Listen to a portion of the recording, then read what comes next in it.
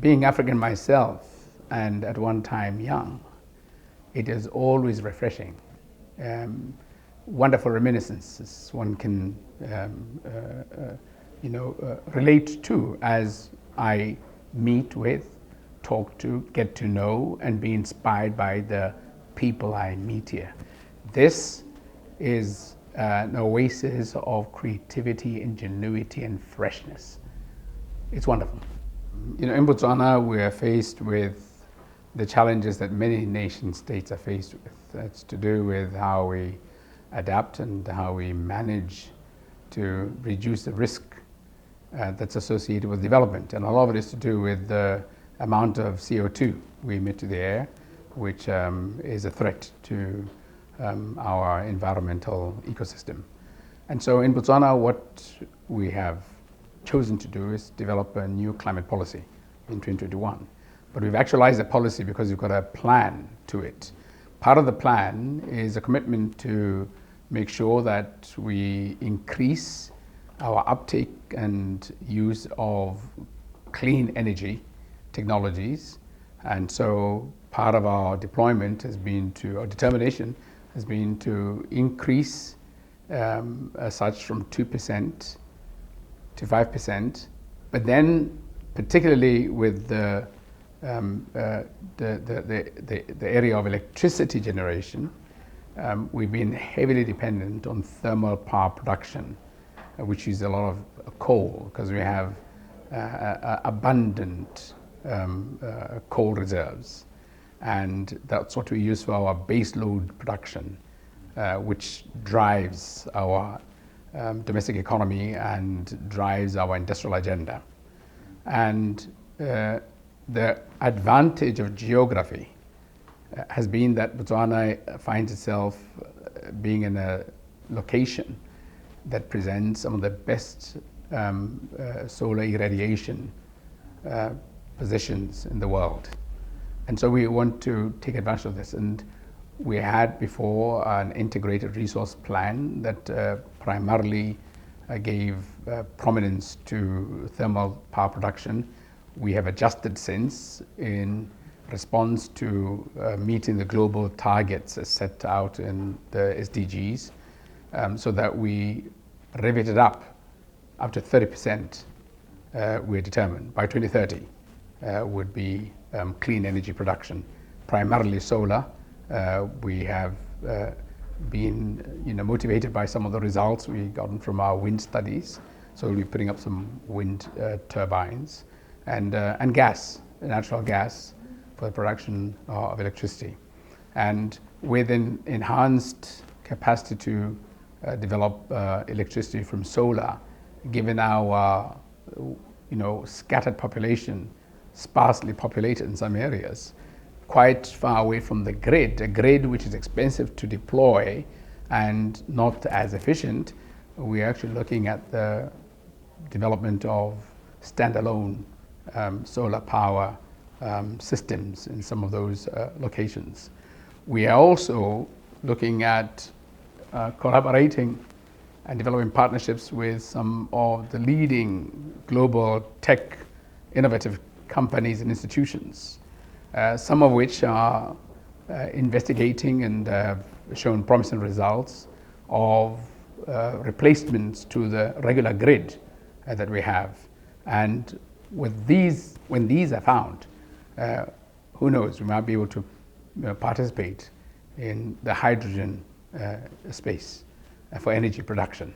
And that would certainly be incredible in its capacity to move the dial.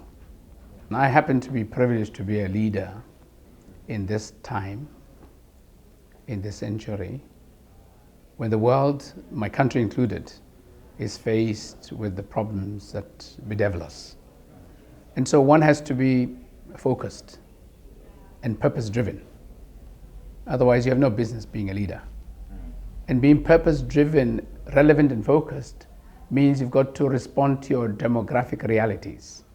Our demographic realities point to an essentially youthful population with aspirations that which we cannot meet the needs of if we go the regular route. This begets a demand for us to adjust, rivet, step up, and do things different. So transformational leadership is not a luxury, it's an essential necessity. With respect to power generation, one of the things that I believe very strongly in is we're never going to get economic inclusion without deployment of electricity to the people. So you've got to lower the cost. So you've got to challenge the means by which the cost is arrived at. That's a unit cost. You've got to make sure there is social justice, where there's compensatory financing for those who can't afford, through policy, and part of policy would be fiscal policy. You've got to make sure that the electricity, once deployed, is usable for productive means more than anything else. And part of productive means, a prerequisite to production, is just being able to see and read, whether it's for medical purposes, whether it's for safety and security, whether it's for reading, literacy, computation. And this brings about a once in a lifetime opportunity for many who have never had to be able to compete with those kids who have otherwise been privileged. And so in Botswana specifically, we have developed a policy recently where we have zeroed the cost of electrical connection. So all you need to do is present your certificate of ownership of a piece of land, right? And owning a residential property in Botswana or land is free to citizens, for citizens. You present that, even if you have built a temporary structure, that's good enough.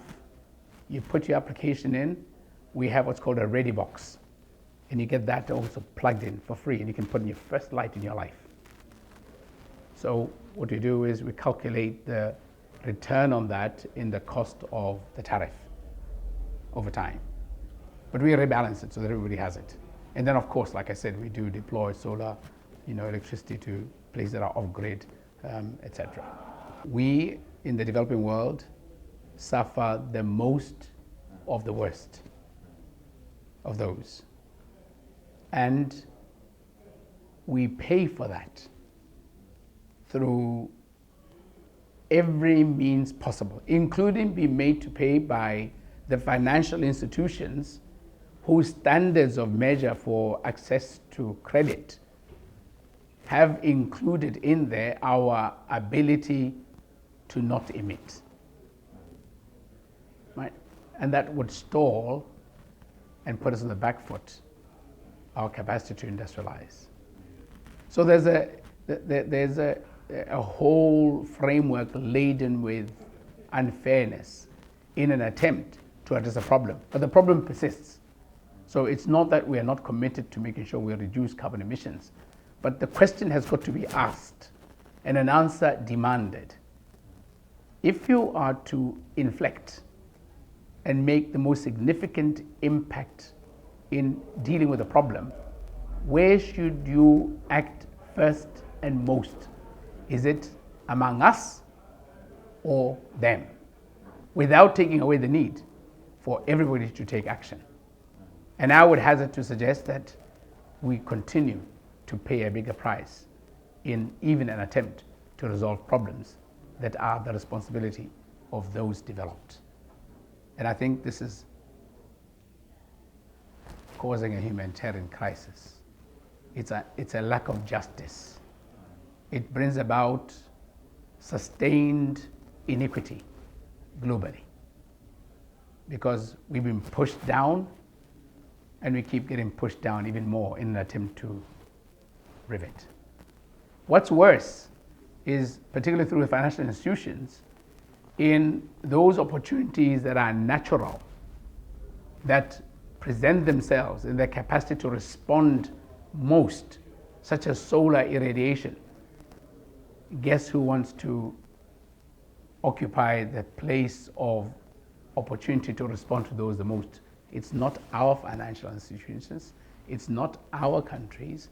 It's some of it through borrowing and some of it through supposed assistance on a bilateral nature that would result in the ownership of those inventions and their use being off-boarded and not with us. And I reject that notion. I think it's a colonizing notion. It doesn't matter how long it takes us. We will wreck our brains and you will popularize our thinking and we will respond in ways that make us relevant and be equal at the table of solutions of the world. Well, there are a number of opportunities, none of which in and of themselves is sufficient. And so we look beyond state parties, in my view, because our states remain small, vulnerable, and uninfluential in the larger scheme of things. But the non-state actors, such as you, in the media, in the framing of the question and challenge, not just in the South, but particularly in the framing of this challenge in the North, is what's going to make a difference. So more than even the state entities, you and your colleagues in the media have a massive democratizing role to play.